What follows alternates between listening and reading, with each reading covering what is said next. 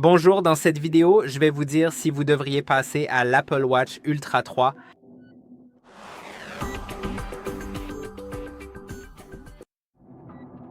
Et c'est une question assez complexe parce qu'il existe tellement de modèles d'Apple Watch et cela dépend de celle que vous possédez déjà. Et je vous déconseille fortement de faire la mise à niveau si vous avez déjà l'Apple Watch Ultra 2, même s'il y a quelques différences. Bien sûr, ce n'est pas simplement une réédition.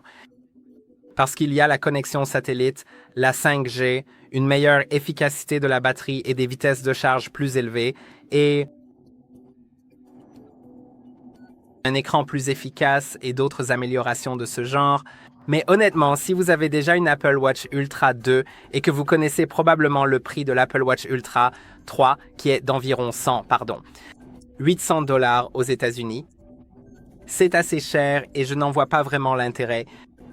Mais peut-être que si vous comptez échanger votre ancienne Apple Watch, alors là, ça peut valoir le coup.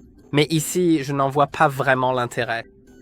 Je vous encouragerais à passer à la nouvelle version si vous venez d'une Apple Watch d'entrée de gamme, comme la Series, peut-être la Series 7 ou la Series 8, ou d'un modèle plus ancien, bien sûr, ou si vous passez d'une SE, la SE 1 ou la SE 2, mais cela dépend aussi. Parce que l'Apple Watch Ultra 3 est vraiment excellente et c'est un appareil très professionnel, mais il vaut la peine de se demander si toutes ces fonctionnalités sont importantes pour vous, car l'Apple Watch Ultra 3 est vraiment un appareil professionnel et complexe. Donc, je pense que la plupart des fonctionnalités que la majorité des gens utilisent se trouvent dans la Series 11, ou pour certains, ce sera simplement la SE 3. Mais si vous pratiquez des sports extrêmes ou des activités Si vous êtes une personne aventureuse et que vous avez besoin d'une très grande autonomie comme 42 heures de batterie, et je sais que si vous êtes du genre, si vous avez par exemple une montre Garmin, 42 heures peuvent sembler dérisoires parce que les Garmin, elles, tiennent 2 semaines sur une seule charge. Mais c'est un cas complètement différent, vous savez. L'Apple Watch fonctionne d'une manière un peu différente, Donc, si vous avez réellement besoin d'une Apple Watch, il faut vraiment vous demander si vous avez véritablement besoin de l'Ultra 3, parce que pour la grande majorité des gens, je pense que pour environ 80% des personnes, l'Apple Watch Ultra 3 n'est tout simplement pas du tout nécessaire. Si vous faites du sport, bien sûr, toutes les Apple Watch vous donneront les statistiques sportives dont vous avez besoin. Et par exemple, la Series 11, n'est-ce pas? Bien sûr, elle est plus petite et en aluminium, mais il existe aussi une version en titane. Mais honnêtement, si vous avez besoin d'une Apple Watch en titane pour, disons, une meilleure durabilité, alors oui, l'Ultra 3 est le meilleur choix parce que le boîtier en titane de la Series 11 est tellement cher qu'il coûte presque le même prix que l'Ultra 3. Donc, je ne recommanderais pas de prendre la Series 11 en titane si vous y pensez, sauf si vous voulez vraiment une montre très fine. Mais personnellement, je ne suis pas vraiment quelqu'un qui se soucie de l'épaisseur de la montre, vous voyez? Je pense que c'est quand même suffisant, à mon avis.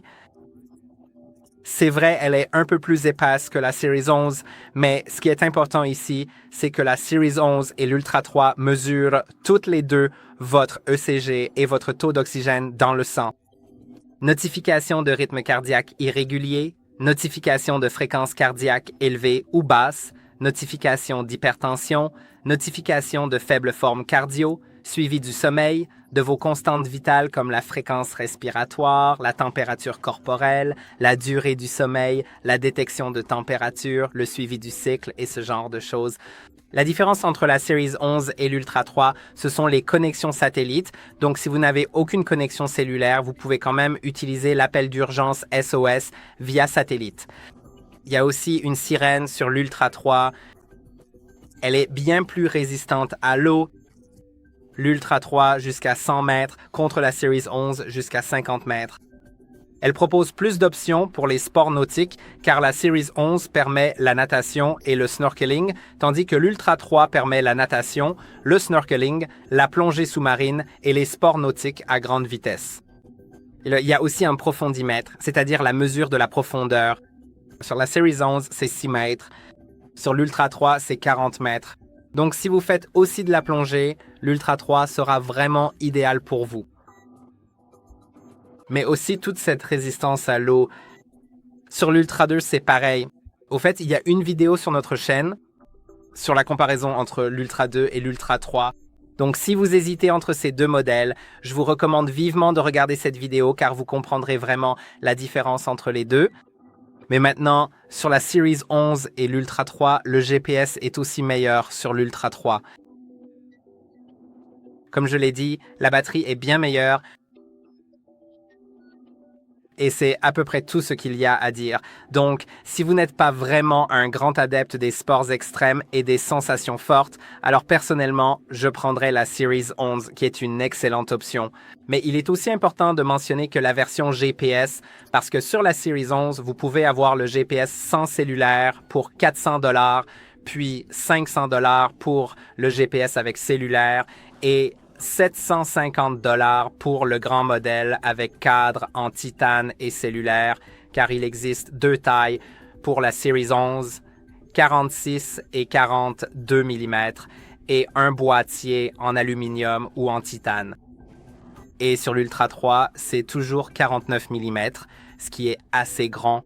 Et je n'achèterai pas cette montre moi-même parce que j'ai de petites mains et elle a vraiment l'air bizarre sur moi. En ce moment, je porte l'Apple Watch SE de 40 mm et c'est parfait pour moi. C'est juste ce qu'il me faut. 49 mm, c'est un peu trop pour moi, mais si vous avez besoin d'une montre plus grande, alors je recommanderais aussi l'Ultra 3 et le boîtier en titane.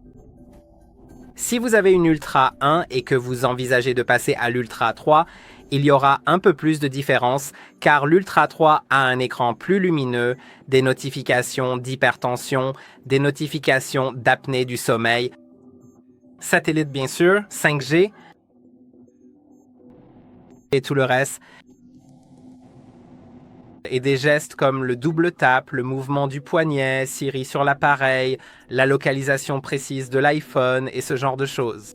Donc si vous voulez ces fonctionnalités, alors vous pouvez faire la mise à niveau, mais moi-même, je ne passerai pas vraiment de l'Ultra 1 à l'Ultra 3.